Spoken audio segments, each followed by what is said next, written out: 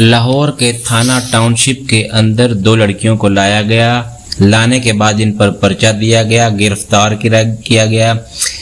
FIR ہونے کے کچھ دیر بعد ان کی حالت بگڑی اور تھانے کے اندر ان کی موت واقع ہو گئی۔ DIG آپریشن فیصل کامران صاحب نے اس واقعے پر ایکشن لیا۔ اب سوال یہ پیدا ہوتا ہے کہ اصل میں یہ لڑکیاں کون تھیں، کہاں کی تھی، تھانے کیوں لایا گیا اور واقعہ ہے کیا ان پر تھانے میں تشدد کیا گیا، کیا معاملہ کچھ اور ہے؟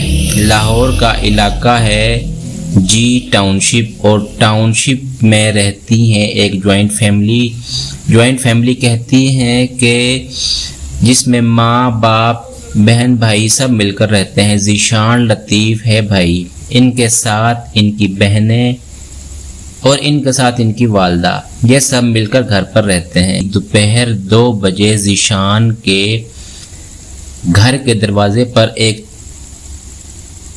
دستک ہوئی۔ بہن جاتی ہے اور دروازہ کھولتی ہے۔ دروازہ کھولنے پر نظر آتا ہے کہ 2 لڑکیاں سامنے کھڑی ہوئی ہیں۔ ان 2 جوان لڑکیوں کو دیکھتے ہی پوچھتی ہے کون ہو، تو بتایا جاتا ہے میرا نام آمنہ ہے۔ دوسری کہتی ہے میرا نام انمول ہے، عمر 25 سے 28 سال کے درمیان۔ بہت شدید پیاس لگی ہے، بہت شدید پیاس، گرمی لگ رہی ہے، پانی پلا دیجئے، بہت پیاسی ہیں۔ آپ تھوڑا سا اندر آ جائیں، دروازے سے تھوڑا سا اندر آنے کی اجازت مل گئی۔ گراج میں آ جاتی ہیں، بہن چلی جاتی ہیں فریج سے پانی لینے اور پانی لے کر آتی ہیں۔ ان کو پانی پلانے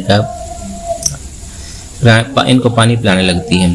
پانی پلاتے پلاتے کہتی ہیں کہ ہمیں دم درود بھی آتا ہے، کہ آپ ہم سے اگر دم کروائیں گے تو یہ چھوٹے چھوٹے مسائل، نظر بد جیسی چیزیں سب ختم ہو جائیں گی، زندگی پرسکون ہو جائے گی۔ بہن کہتی ہے یہ تو بہت اچھی بات ہے، چلے کر دیں، پھر آپ ہم پر دم بھی کر دیں۔ اب یہ دم کروانے لگتی ہیں۔ دم کرواتے کرواتے کانوں میں بالیاں پہن رکھی تھیں گولڈ کی، سونے کی، وہ اتار لی۔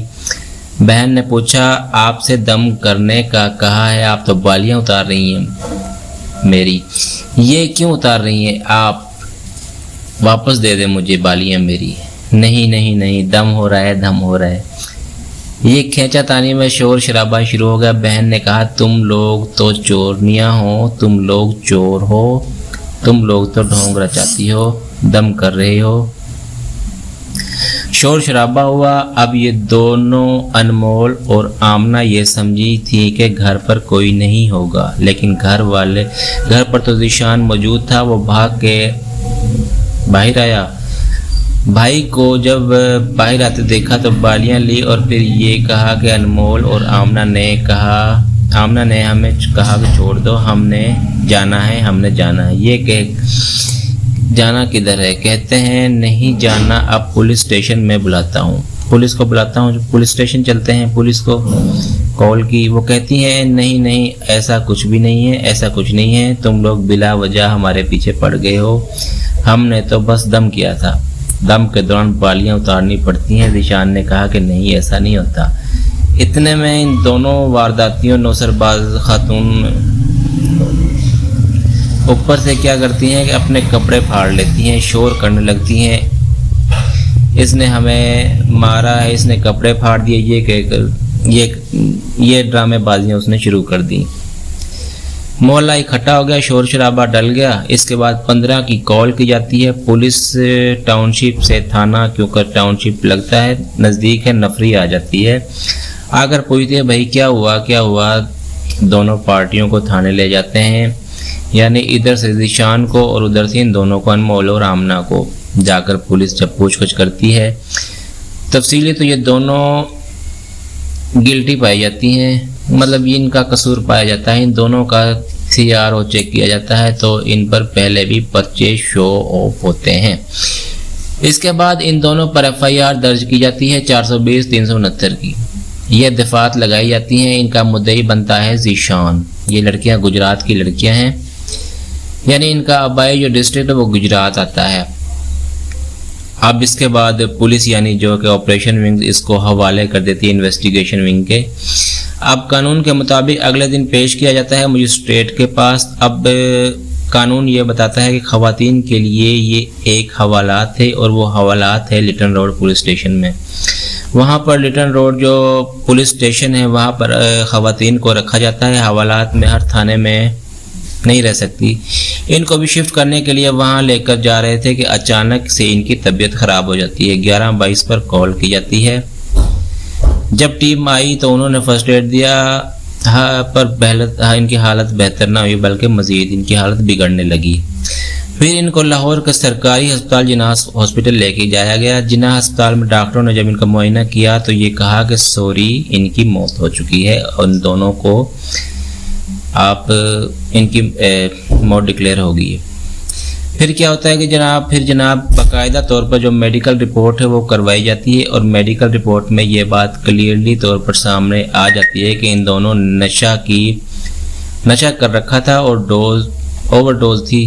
اس کی وجہ سے ان کی موت واقع ہوئی. یہ میڈیکل رپورٹ بتا دیتی ہے.